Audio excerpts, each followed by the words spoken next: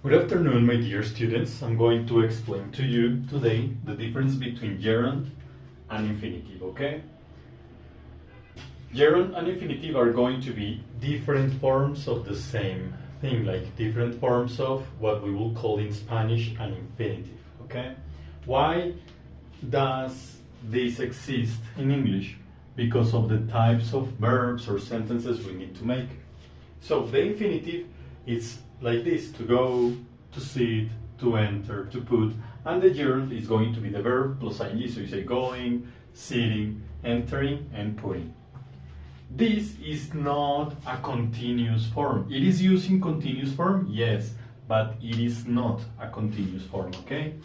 This, the infinitive, is going to be used in certain things. Like, for example, when you are using certain verbs, when you have two verbs at the same time, some verbs are only going to accept the infinitive. So she decided to go.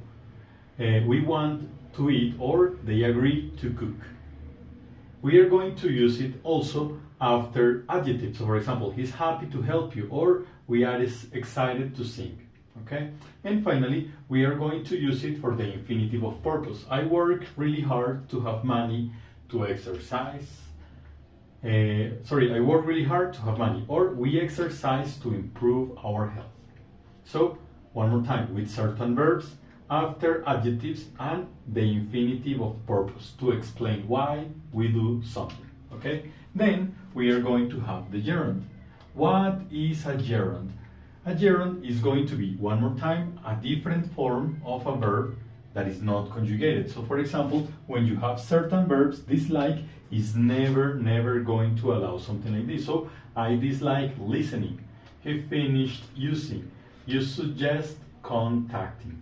Again, this is not continuous form, okay? This is the gerund.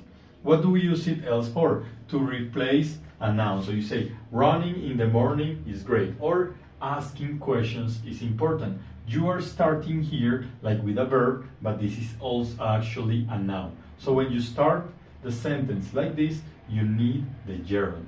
And then finally, with certain prepositions. So she told me about reading a book, or call me before leaving, for example.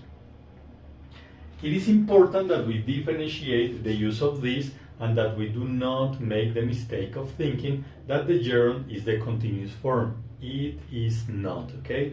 It is a different form of infinitive that we use in other contexts.